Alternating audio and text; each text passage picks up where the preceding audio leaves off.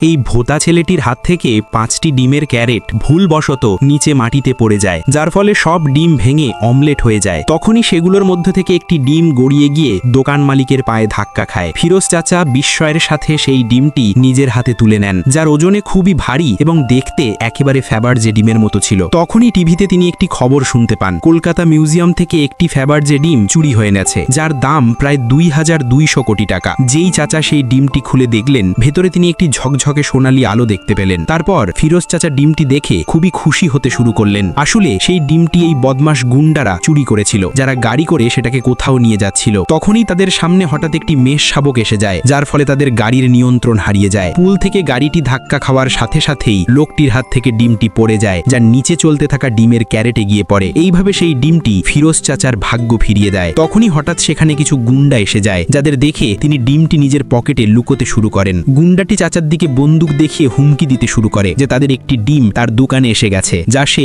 এখানে খুঁজতে এসেছে। সব গুন্ডা মিলে একটার পর একটা সব ডিম ভাঙতে শুরু করে দেয়। সব ডিম ভাঙার পরেও সেই দামি ডিমটি সেই গুন্ডাদের হাতে আসে না।